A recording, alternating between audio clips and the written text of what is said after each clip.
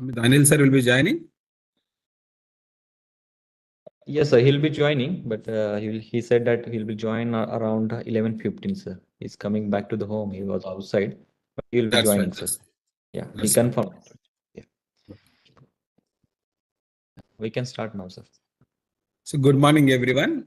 Welcome to a Saturday webinar series by Center for Innovation and Agripreneurship hosted at National Institute of Agriculture Extension Management manage the apex body for agriculture extension in India. Our incubation center has been working with agri startup for the past 5 years. We have mentored more than 550 startups through various different training. Incubated 330 startups in the last 8 cohorts under RKVY-RAFTAAR.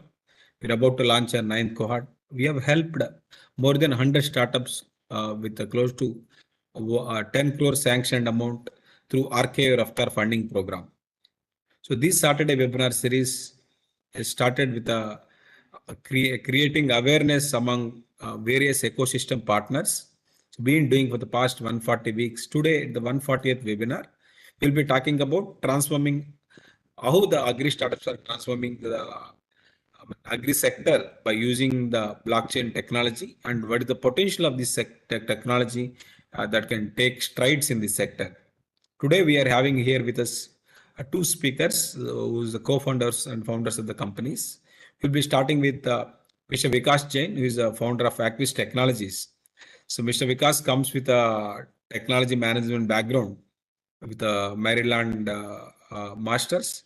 He is co-founder and CEO of Acquis Technologies, who is into counterfeiting with multiple verticals, not just in agriculture, but other industries also. So they're addressing very pertinent problem in this agriculture industries. I welcome Mr. Vikas to share his experiences and expertise on this topic. Yeah, thank you so much for the introduction. I hope I'm audible. All sir, good to go. Kindly go to full screen. We'll good to go. Great.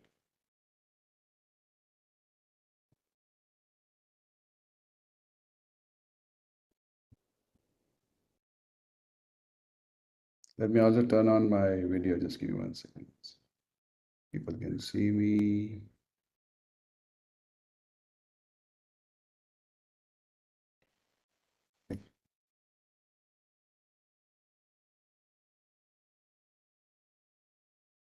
Great. Good morning, everyone. Is the screen visible properly? All good, sir. Good to go. All good. Okay.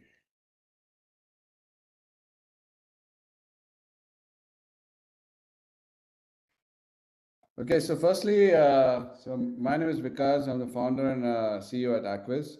At Acquis, we basically help a lot of companies, protect their products from being counterfeited. And one of the major aspects of that is, ensuring trust in the supply chain, right? If you don't have trust in the supply chain, how do you ensure that the product that the consumer gets is a genuine product? Plus, if you look at agriculture in specific to agriculture, if you look at the problems that agriculture we face in agriculture industry itself,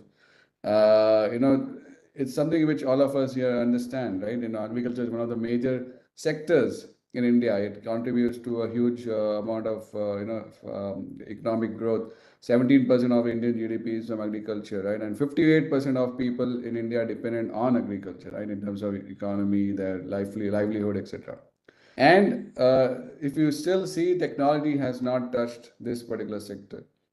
We've seen technology touch a lot of other sectors. We've seen great strides in technology where we have where we are right now, we are at a place where we have AI. We're talking about artificial intelligence, where they might be able to replace humans at some point of time, right?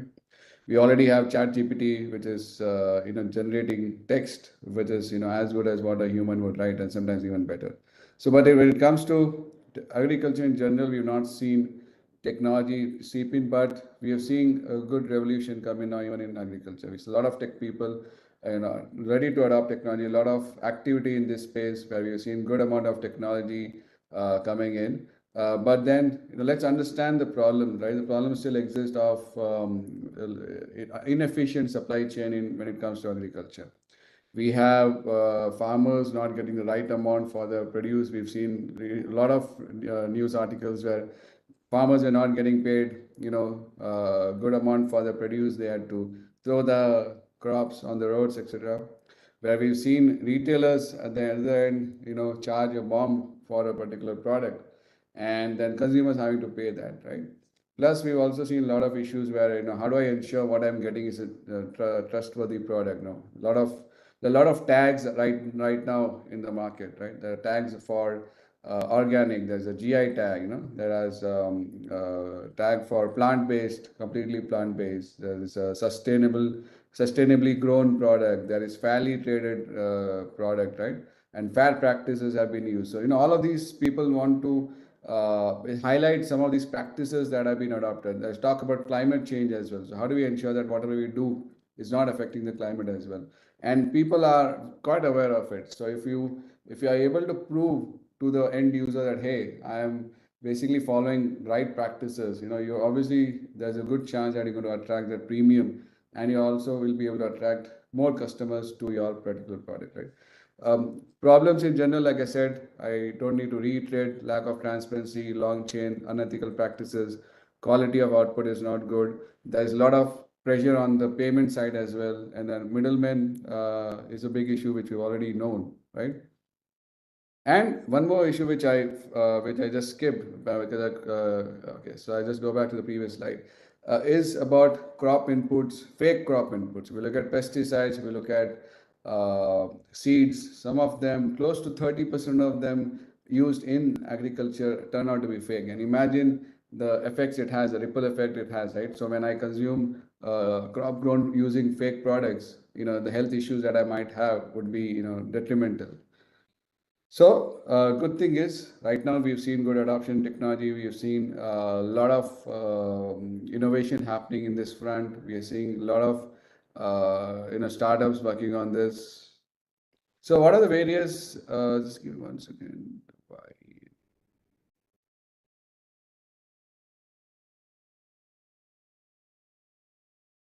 Sorry, just give me 1 second.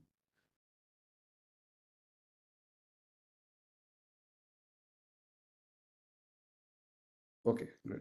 So what are the various technology that we are seeing particularly in agriculture? We're seeing a lot of discussion around drones, satellites being used for mapping your soil, for understanding weather conditions, for being able to detect crop health as well, live detection of crop health, and be able to very pointedly, spray pesticides or insecticides. We're seeing a lot of IoT come into picture where I can understand and sense, what's happening in the soil, what's happening with the crop. I can sense a lot of other parameters and take that as an input and, improve my yield and improve my growth as well.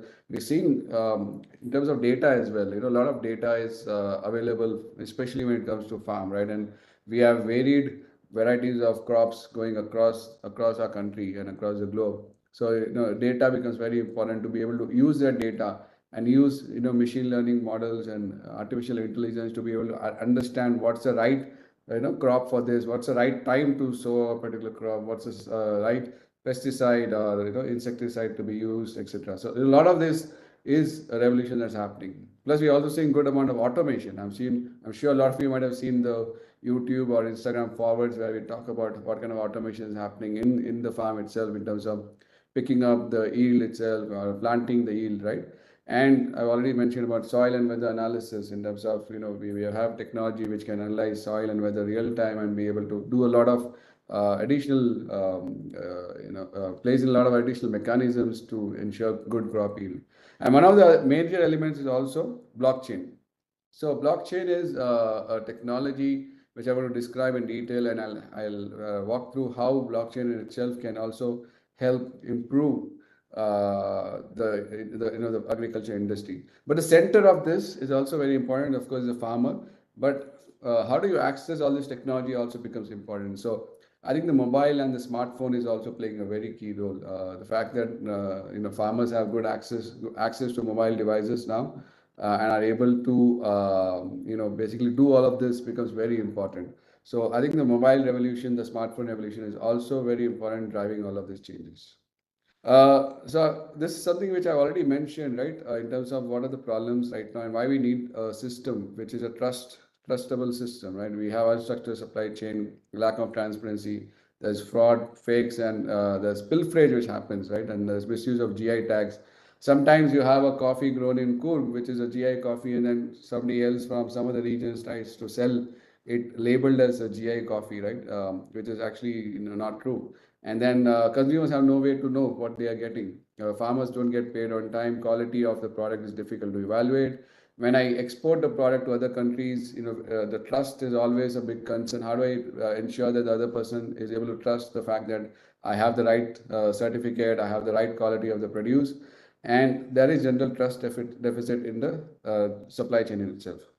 So these are things which we believe can help build trust, which is a very important factor when it comes to the agriculture industry, right? Data, automated payments, geotagging, blockchain, certificate and contract. And all of this has to be verifiable. So I'll quickly talk a line about each of them. Data, I've already mentioned, if I'm able to trust the data, and the fact that no central authority should hold the data. If one entity holds the data, somebody can manipulate the data, right? They can change the data, they can do a lot of things with it. So how do you trust it? So being able to provide a trustable data is very important. Being able to provide automated payment. So as soon as I receive the product let's say I receive I'm a processor, and as soon as I receive the produce from the farmer, the payment should get automatically moved to the farmer. There should not be any delay, etc. Geotagging is also very important because let's say, if I'm getting a produce from, like I gave an example, Coorg, I should be able to understand that it is actually from that area, right? And then I should be able to integrate the quality certificate as well. So that's a very important pillar, right? How do I ensure the quality certificate that's given for the produce is a right certificate? And all of this should be automated. There should be automated contracts put in place. And I've already mentioned about why data should be decentralized. It should not be held by a single entity. So I'll quickly talk about blockchain. Before I do that, I realized my laptop is just going out of battery. Just give me a moment.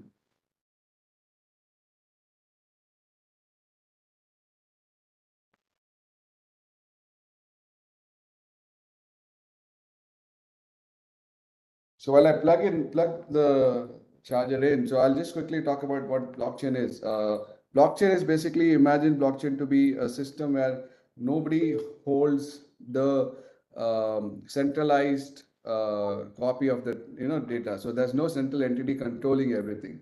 So it's basically a distributed system where everybody has a copy of the transactions. So in accounting terms, we call it a ledger, right? So ledger is basically a record of all transactions, right? So ledger is basically where the transactions are saved on it, and everybody has a copy of it. So not a single entity has it, not a government entity or a central entity or corporate entity. It's basically distributed across everybody who's part of the network.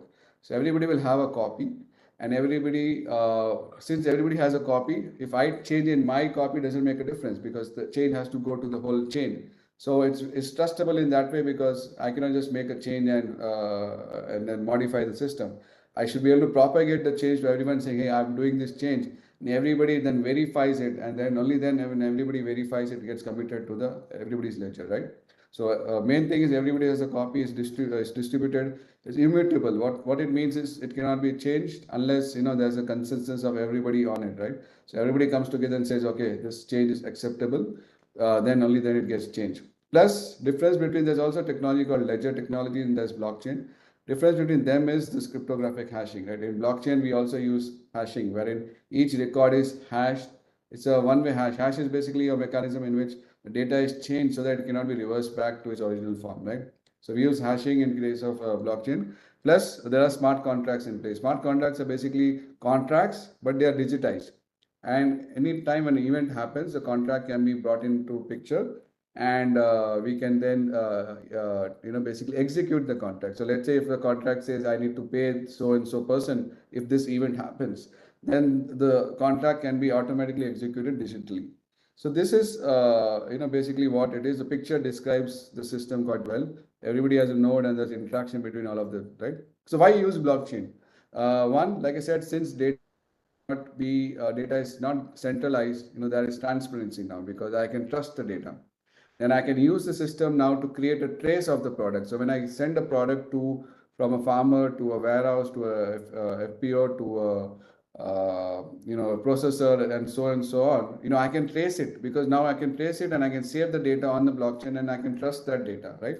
Plus, because data is available and it is trustable data, financial options opens up for the farmer. The farmers can then understand that, hey, banks can now understand that this farmer grew so much, this was his yield, and this is what has happened. So all of that data is available on the platform, and it's trustable now, because it cannot be modified unless everybody agrees to it. So it makes it easier for farmers to access insurance and money and loans, right? And you have payments which can be executed through contracts. So if I have a smart contract which says, hey, as soon as I get this payment, I should be able to, as soon as I get this produce, I should be able to make the payment. So even payments can be, immediately made on the platform.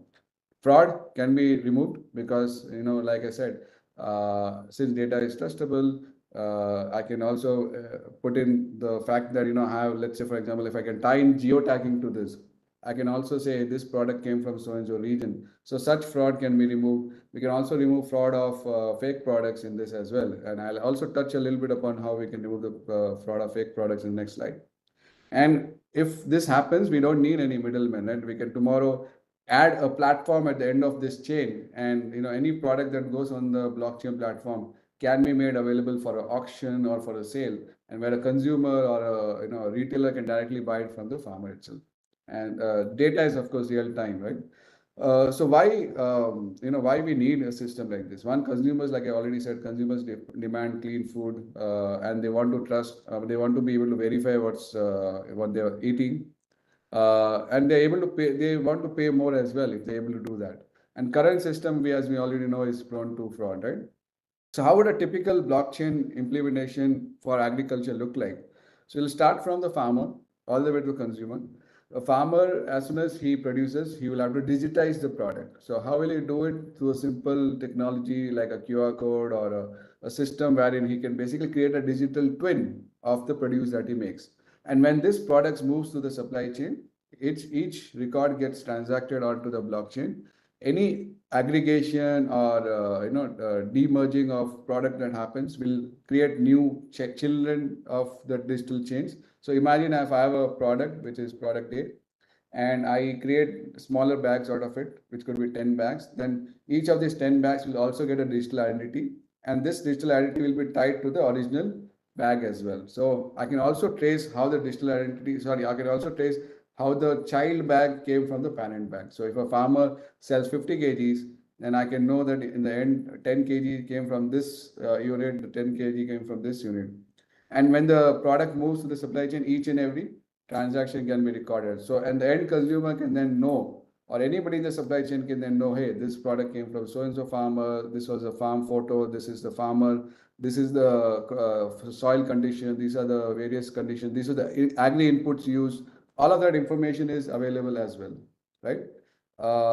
So I'll just quickly skip this in the interest of time. So just take an example of coffee. I say coffee because the coffee is a good use case for a blockchain system, wherein we can have basically a lot of parameters also ensure that we can also trace parameters like moisture, weight, etc. and at the collection time itself, right? And we can also display a farmer location, farmer data to build consumer confidence. So this is a simple flow of how a blockchain will work in a coffee use case, when all the entities are part of the network: farmer, processing unit, lab unit, your sampling unit, and your marketplace as well. Like I said, you could tie in a marketplace at the end of the system to basically even enable selling of the product. So how would a digital twin work? So this is again expanding on the use case. So a label like this with a QR code and additional security parameters can be put on the bag, which will be used for digitizing the each and every produce. And at the end of it, you can also have a simple dashboard or a system to view whatever is happening on the network. This again explains to you how the product flow would work when the grower sends it to the collective, to the curing, to the roaster, to the retailer. All of these transactions get recorded. And then we also have the certifying authority at the top, which will also record the transaction, or which will also provide the certification. Even the certification gets recorded as well. And the end of it, you have the consumer who will then be able to consume the product and verify it as well. So this is a simple flow of how the blockchain transactions get recorded on the blockchain. So this is an example of a farmer digitizing a bag. It's a very simple way to do it. You have a label on it and you just scan it. And scanning is a simple activity now which everybody is able to understand, right? At the end of it, this is how it will look like. You would have, when somebody verifies, you'll be able to see the complete transaction history, how the product moved from the farmer, the grower, to the consumer. You can see the location of the farm. You can see the location of the unit. You can see the certificate at the bottom, and you can also see the location of the farm or the various units which are involved in the process itself. But very important to understand here, is blockchain itself enough? Is it the holy grail, right? So I said we digitize the product. We create a digital twin out of it. But there's one issue with it. The issue is tomorrow I can copy that QR codes are very easy to copy. I can copy the QR code, replicate another digital twin of the same product, right? So I have one more bag. I can replicate the digital twin, the code on it, and put it on another bag. And that now becomes part of the system as well, which is not correct, right? It's basically you're creating fraud. So blockchain in itself is not enough. You need additional systems like anti-counterfeiting technology. So what you have here on the right is something which our company also provides, is a label which is non-clonable. So nobody can copy this label. So once the label is on the product, I cannot replicate it, which makes the system even more foolproof, because now we have blockchain which protects the data, and now you also have a label technology which protects the digital twin of the product, right? And this can be verified through any system to be so that we ensure complete safety and fraud-proof system, preventing counterfeiting and preventing fraud of data as well. Advantages I've already gone through, but I think in the interest of time, I'll just quickly mention a few things about it. Financial resources become easy to access because now I have access to data. Banks can access data, various other entities can access data and can provide faster finance to the farmers or to the growers as well, or anybody in the supply chain. And then we've also seen that payments become easy, right? So as soon as the delivery happens, I can make the payment. And when the processor sends it to somebody else, and when they receive it, and they acknowledge on the blockchain, I've received it, then the contract can get automatically executed as well. So this enables transparency and trust in the supply chain, which was not there earlier, right? And now, because farmers have more data, farmers are able to attract more capital, they're able to also improve their purchasing power, which also means that they'll be able to reduce the cost also now, right? So I can buy more collectively. I can prove to everybody that, hey, I have the capability to pay back, and hence I'll be able to access more inputs at a better rate for my farm, and that will reduce the cost in general. And this will also ensure that, opens up suppliers, and, it also opens up your access to suppliers and other players in the market. So these are some of the examples. This is the last slide. These are some of the examples of the agriculture implementation of blockchain in the agri industry. We've seen implementations in Africa. Big companies like Walmart, Alibaba, IBM have also implemented this. We've also seen implementation for wheat and coffee. We've seen Starbucks and some of the other companies also do it across the globe.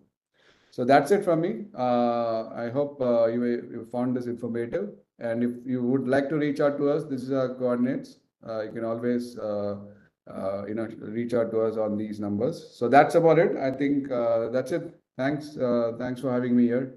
Yeah, it's very difficult to understand, but you really explain it in a very simple manner. I hope it is very much clear to the participants, and I'm requesting to them also to put your questions in the chat box if you have any, and you can raise the hands also to ask questions directly to the speakers. That we will take after the end of the session. But now I'm requesting to my colleague, Mr. Yuvraj, to explain our second speaker, Mr. Anil. Sir, good.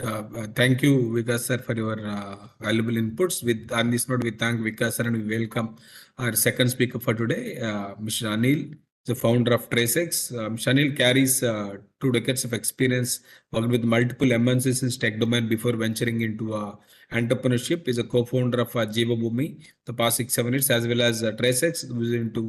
TraceX has a mission to build a food safety as well as a transparency. They want to bring transparency into food, entire food value chain. We welcome Anil sir to share his insights and experience. Please, sir.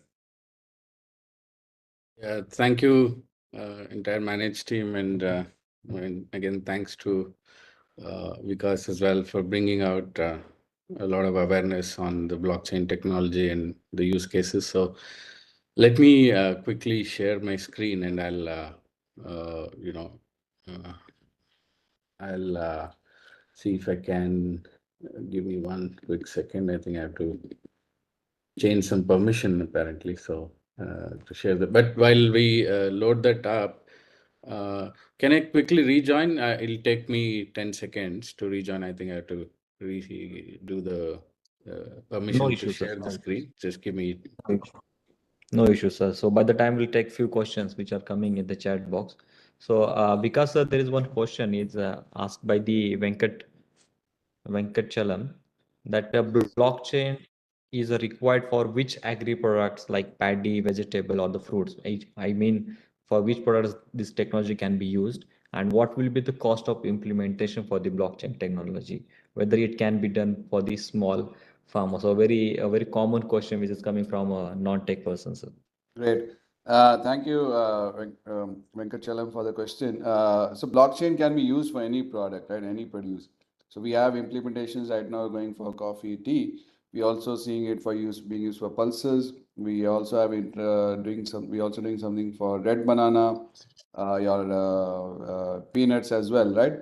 So in terms of the idea of blockchain is to provide trust in the platform or trust in the product that it goes to the consumer.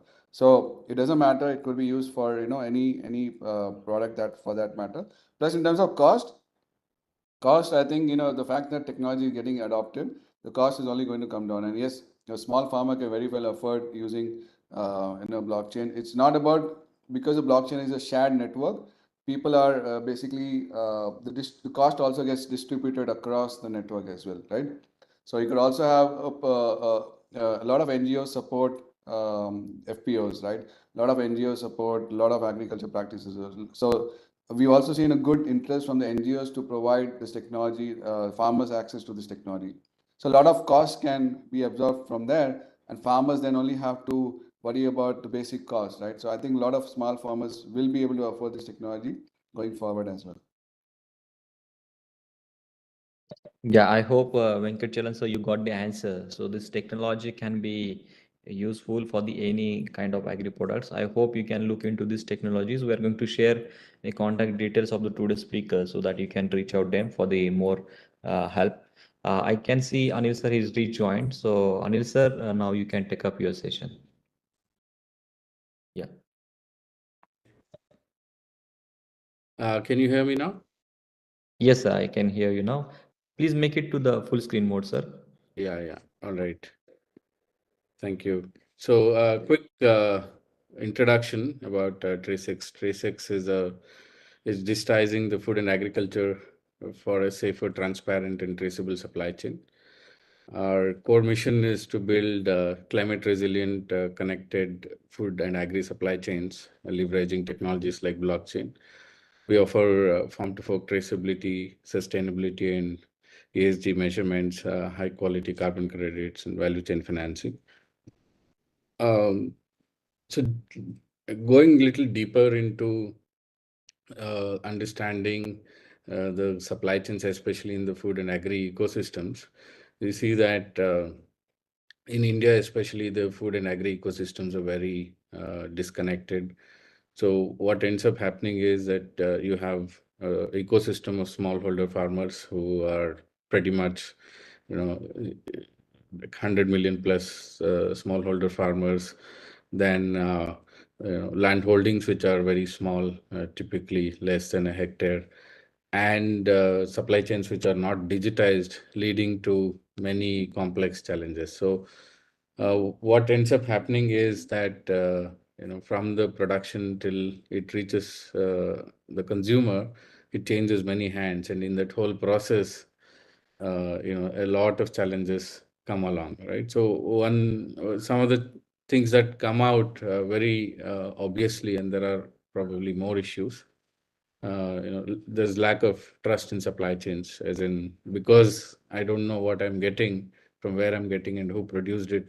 It's very hard to trust the supply chain inherently, right? And not easy to comply to quality and food safety regulations on a very consistent basis. Let's imagine if you're an exporter and you've got to ensure that you're supplying residue-free produce or compliance to certain standards. It's very hard to take that jump without the data making and being able to make the decision, right? And ultimately, there is no ability to track and trace, mainly because you can only trace one step up or one step down, but not really through the chain, because there is information which is not passed along in a seamless manner from all participants in the chain. So imagining, like, if you are shipping a coffee and a brand makes a claim that the coffee is produced in this region, or makes this completely sustainable, produced sustainably, or a certain it says that it is roasted not more than 10 days ago. So it's very hard to believe in that claim, because you don't have any data to go back and verify the issues, or verify the data associated with all that, right? So how do you make that trust? Is just a brand making a claim, or it's backed by data where the entire chain is linked, where you are able to verify? And beyond a consumer verifying, it's also a lot of other challenges in the supply chain that are a lot more inherent, right? So there's it's a lot of inefficiency. There is very little value that goes back to the producer. So a lot of these things lead to many issues.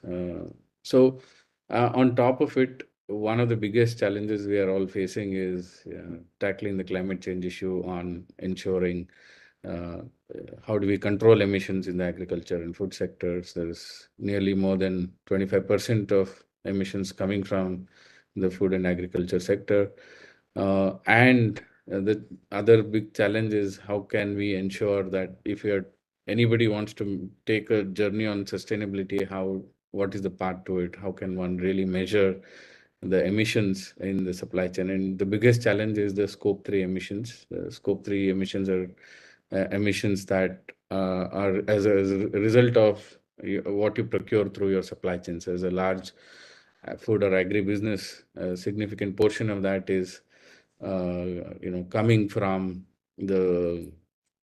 from your suppliers, and you don't know what is the emission that is going behind that, and that leads to a significant challenge in our collective journey towards net zero goals. So what we do is to kind of bring all the participants in the supply chain onto a shared distributed ledger. And this is where the blockchain technology comes into play. And I'll take a few examples and go a little deeper into how blockchain is useful. And I think Vikas has explained a few things already. So hopefully that will make it easier for others to connect the dots. But essentially bring all the participants onto the same supply chain, ensuring that from the seed all the way till it reaches the consumer, the data at every stage is collected. It's also put into the blockchain, and essentially the entire chain is constructed in such a way that the data is completely immutable, and any claim that is being made in the chain is not being done by one single entity, but it's the collective data that is coming from all the participants that's leading to that claim. So hence, this leads to better quality of the data, and ensures that you can trust in the system inherently. And also, a lot of other things, like the credibility of the claim leads to better outcomes, right? So some of the outcomes could be related to reduction of food wastage, to better efficiency in the chain, better value realization for all participants in the chain, and so on. So whatever is relevant information at every stage in the chain and needs to be recorded, and who decides this, right? So, and that is where, in a blockchain, typically you have what's called a consortium that comes together and decides on what is the minimum data that needs to be captured in the system by different parties to ensure the ultimate credibility of the claim can be validated and justified. So that is then implemented using smart contracts across the chain, and ensures that any claim that you are verifying is able to meet this minimum criteria and standards. And you have to also remember that this is not a journey that you can start immediately and just get an output tomorrow. So in agriculture is very seasonal, still lacks a lot of digitization, many other challenges in the chain. But you have to start the journey at various stages and then build through as we go along. So in terms of what we do, again, going back to the problem statement as well as trying the solution itself, there are multiple components to this. One is, we have a TraceGrow, which is a comprehensive farm management system, and there is also a TracePro system, which is manufacturing and processing inventory and distribution tracking, as well as our Trace CO2, which is digital measurement and reporting and validation tool for sustainability and carbon emissions. It also covers regen agriculture and voluntary carbon markets. And you can also consume the data using our Trace APIs, which basically is able to connect to existing ERP or IoT devices to ensure the entire data becomes completely non-duplicatable, as well as seamless to integrate.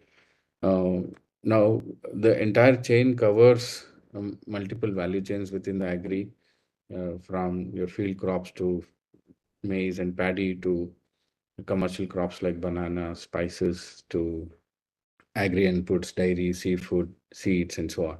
I'll take specific examples on how some of the challenges that we saw can be implemented using real life examples of what we've done with many customers.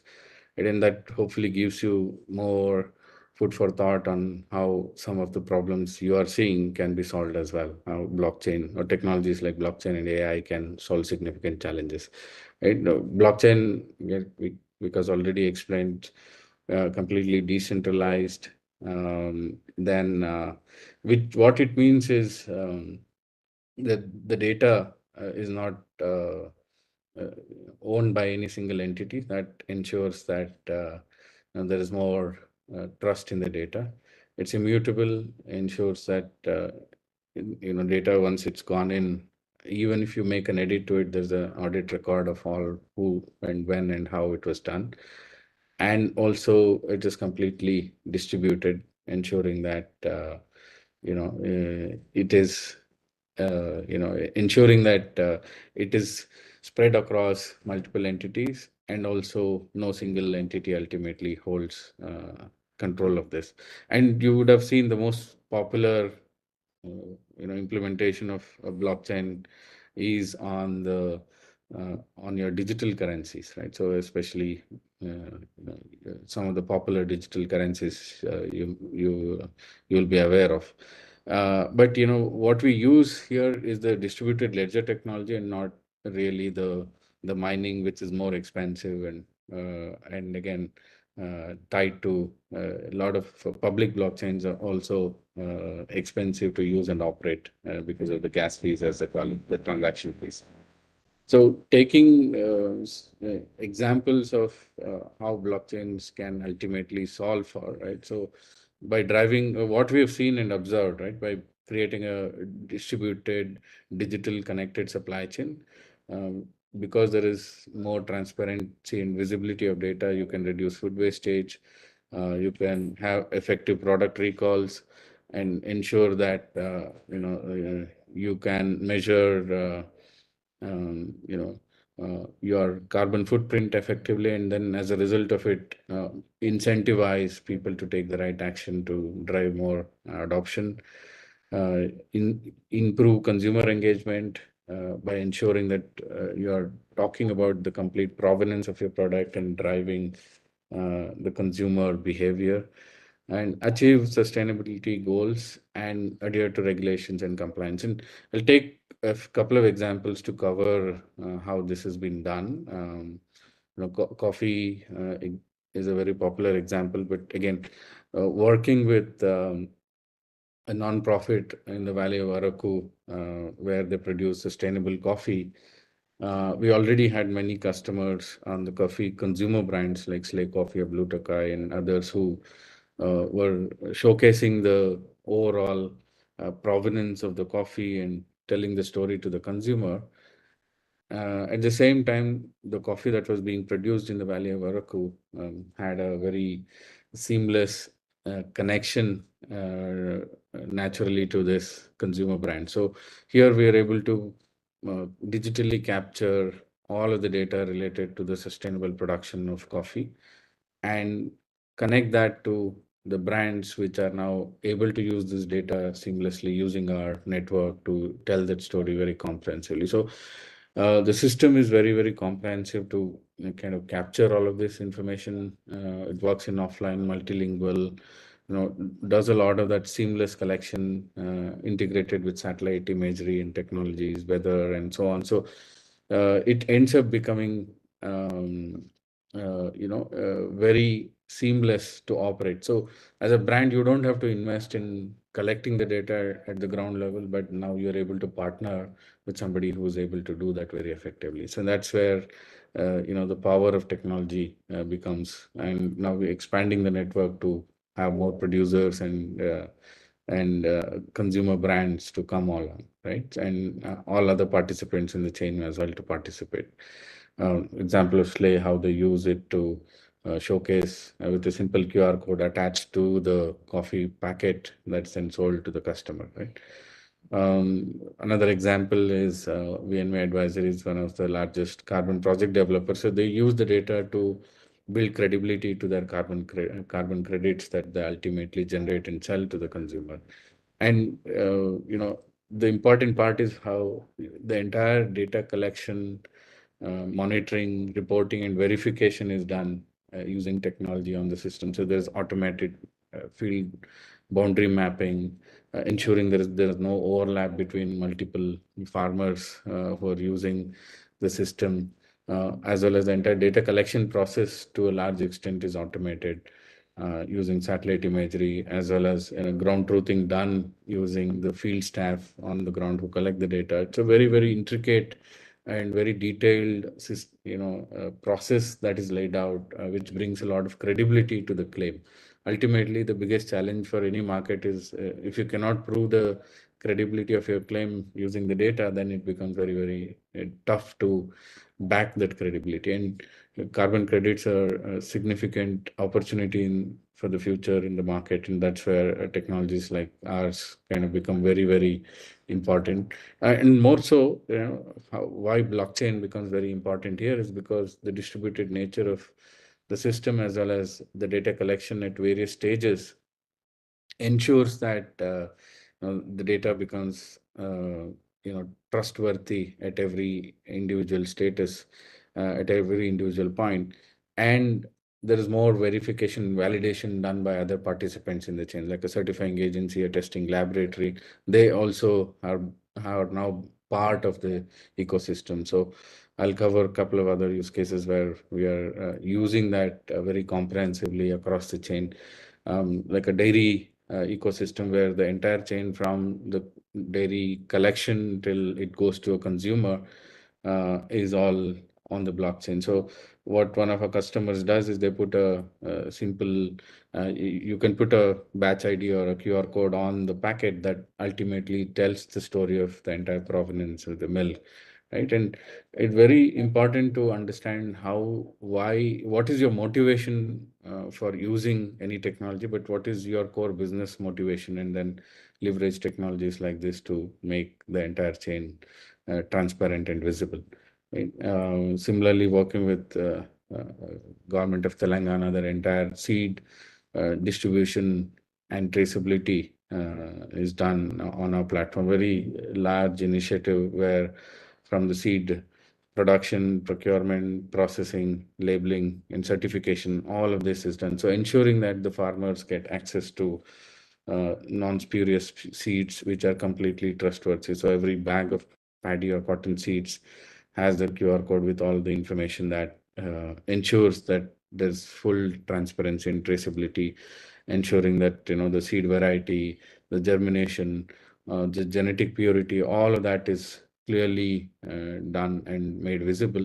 And then the use cases also around if there is any spurious batch in the system, or if there is some batch which does not adhere to the quality standards, you can trace back and then determine what went wrong and solve for it, right? And these are use cases that takes time to build as well as implement, because it is not just technology at play here. There's a larger ecosystem that's coming together, the government, the policy, the other stakeholders, the conversations with them. So this is what is more important, or rather equally important along with the technology to take, and that is what is very critical in any journey of deploying technology. I think and the importance of this is, technology is ultimately an enabler, but if the other entire ecosystem and the dialogue there does not happen, then technology cannot solve that in isolation, right? And some use cases with many other customers for export to contract farming, government, carbon, direct to consumers, brands. So these are beautiful use cases that have been are live and have been working with us for many years now. And apart from that, what I wanted to also encourage you to think is any technology for that matter, the implementation of that, the operationalization of that becomes very, very important. There's a cost element to it. Manual data collection becomes very, very challenging. So how do you ensure a lot more automation happens? So we're working with Google to figure out, how can we, using just satellite data, how can we identify a lot more parameters on the field using remote sensing technology. And similarly, other partners who give us non-clonable QR codes that you cannot duplicate to ensure trust and credibility of that, not able to duplicate. With large brands, how can they protect their brand identity? Which large agribusinesses, how can they drive supply chain efficiency? With the entire carbon market, and how they can ensure the entire credibility of the claim that they're doing around carbon and sustainability is backed by data. With SBI and NABARD, we're working on how can we use the same connected supply chain data on blockchain to enable farmer financing, right? So these are very powerful use cases that can be implemented using technology. And of course, with artificial intelligence coming into play, there's a lot more efficiency that can be driven into the entire ecosystem. So kind of pause here. This is my coordinates. Feel free to connect and talk with Annette, and we're happy to I can give you more insights on what we do. Yeah. Thank you. Open to questions. Thank you. Yeah, thank you so much, Anil sir. Of course, the blockchain technology gives the traceability, and I think it is really important for the each and every stakeholder who involved to build that trust. So we can say traceability is equal to the trust for the farmers or maybe for the consumers. So that's the important message we got from your session. I'm requesting to the participants, they can ask the questions or may raise their hands to ask the question directly to the speakers. I can see in the chat box few participants not able to see your slides, sir. So I'm requesting them, they can go to the YouTube and they can see the presentation as well. So after the end of session, you can go to your YouTube channel. You can see the session live there. So let's we'll take to the first question, which is coming from the Mr. Ranjit. Actually, he has raised also hand. So first we'll request my colleague Saurabh, please unmute him. Ranjit, you can ask directly question to the speakers. Good morning, Rajneesh. Rajnish this side. Yeah, good morning, Rajneesh. You can ask question. Yes, actually, we are into potato seed business. So actually, we are with the contract farmers. We are doing with the contract farming, and then after taking it harvest, we are taking it to the market. Means for the another farmer, they are using it for growing purpose, right? So how it can be beneficial for us? Actually, you have seen shown that one tag about the some paddy company or some seed related thing.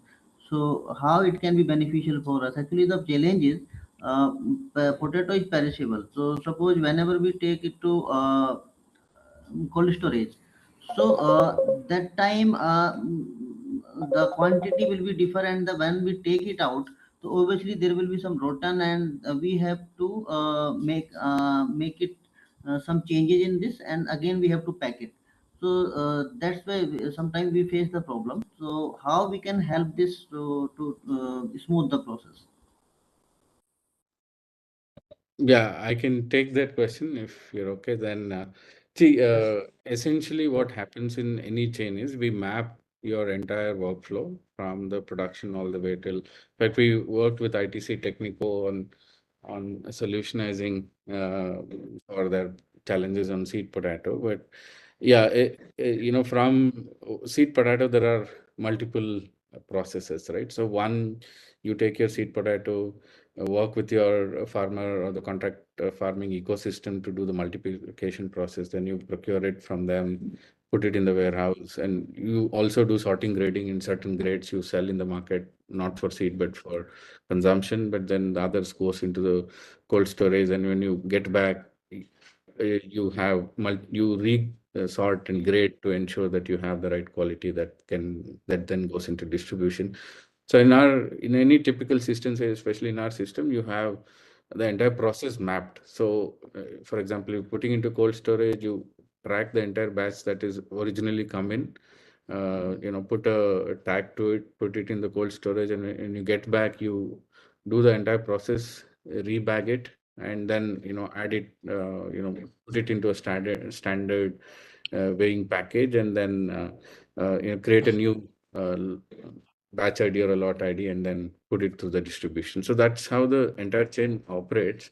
What it gives you is full control on your production process, your quality parameters, your ability to track and trace the batches, and then also ensure that you know how much is going in, how much is going out. So essentially, measure your P&L very effectively, have visibility of inventory, all of that stuff. So drives significant operational efficiency. And then, of course, with every packet, you can put the QR code associated with that batch, and then make sure that transparency is there with you. And so, happy to discuss in more detail, and you can always reach out to us. But just wanted to pause here in the interest of time there. Yeah, I hope Rajneesh, you got the Want to answer add for your one question. thing to it, Amit, if you don't mind. Yeah, Vikas, please. So, Yeah. Rajneesh, I think what happens is when you start using blockchain, you have access to data. So you will be able to basically isolate and understand when you get when your potatoes are rotting, right? You'll be able to basically understand the reason behind them as well. It could be the farmer where you're getting it from. It could be the farm. It could be a lot of other parameters, right? So over a period of time, that data will help you isolate that and be able to prevent that from happening in the first place itself. So that's how a network like this will be able to help you, because now you have visibility to the unit level itself, which you can then capitalize on, then be able to solve these problems which happen, right?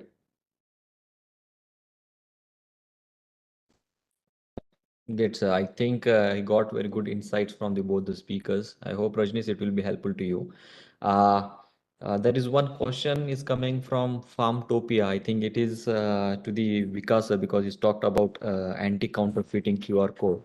So his question is that how is the clonable QR made? What are the extra measures to be taken for that?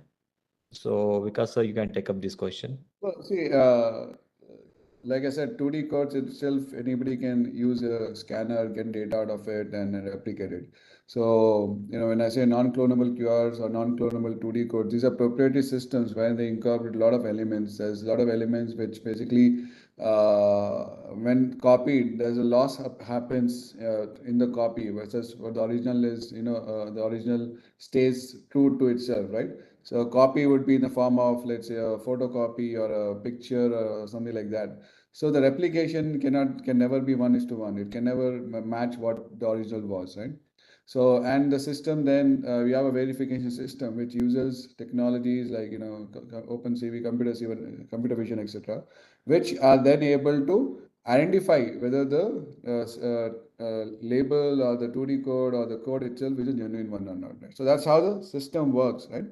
And in terms of the second part, which I didn't understand, is what I'm assuming what you're trying to ask is, are there any additional things to be done at let's say at the farmer's end? I think no. I mean, from the farmer's perspective, it doesn't make any difference. It could be just a simple label or just a simple print, and that remains same either if it's a 2D code or a non-clonable technology. Yeah, I hope Farmtopia, the representatives may get the answer. I can see in the participants, Gatishil has raised his hand. Saurabh, could you unmute him? Gatishil Agritech. So am I audible? Yeah, you're audible, sir. Now you can ask the question. Okay, yeah, thank you, Amit. So my question is to Mr. Anil. So first of all, thanks for the wonderful presentation. So the question is regarding, Gatishil Agritech, we are working in Haryana region, mainly with the farmers and also with FPOs. So my question to you is that how, basically, if we get a request of a traceability project, then what is are you engaging today directly with the startups?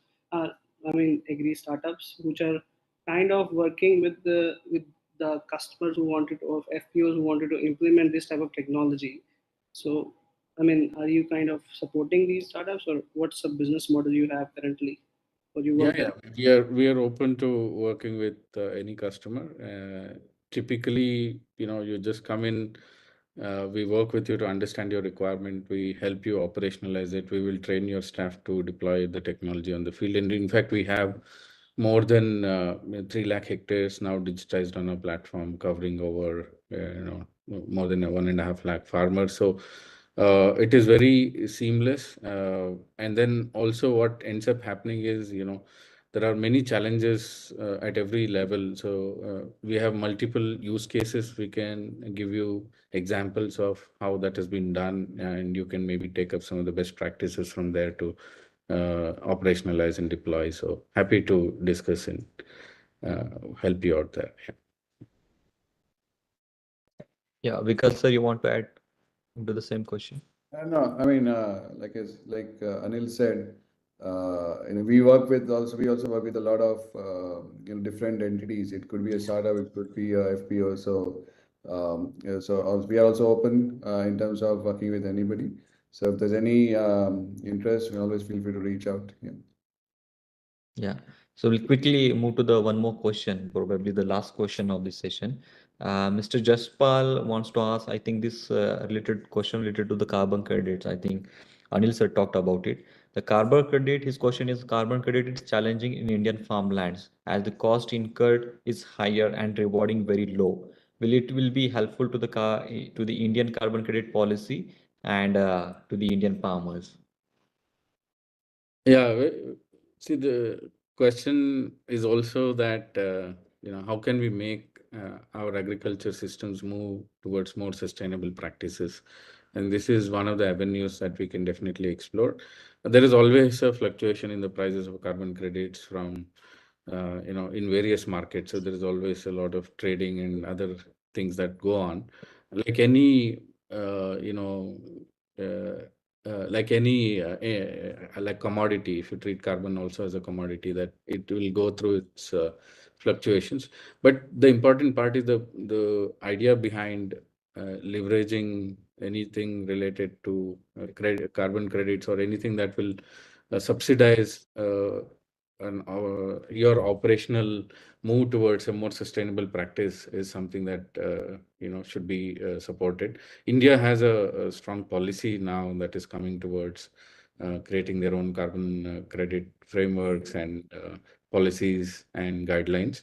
There is also the voluntary carbon markets where we are primarily working with project developers, where there's a lot of clarity on what type of support is provided, what type of clear milestone-based payouts are done. So all of that is discussed with the farmers and the communities, and then the projects are deployed. There are some very good successful use cases that has been done. Happy to connect offline and share more information if you need to. That I think indeed, sir. will help you cover. Yeah. Thank you, Jashpalji, for asking a very good question. I think we can put a separate webinar topic on the carbon credit, as it's a very interesting topic to talk on. But maybe in future we can come up with this thing. But to reach us, I request to the all participants, they can come up with a good feedback and the suggestions to us with the feedback link that we have shared in the chat box. And also more questions are coming from the participant side. As time is limited, we have put the speakers details so that you can reach them and ask your questions, and you can connect with them for your assistance. So before that, we're closing to this webinar. I would like to make announcement of one of the pre-incubation mentoring training program. The applications are open from managed till this 15th of June. So you can register this training program. The speaker likes to join us, such a mentors will be there. We'll conducting training from you guys, so that can be helpful to your startups. So with this note, I would like to say thank you to both the speakers for talking in a very short time and very short notice. They accept our invitation and being with us. Thank you all. And not in the least, all the participants and my managed CIA team to coordinating this entire webinar session. So see you all to the next Saturday. Till the time, thank you so much. Bye bye. Thank you. Thank you, everybody.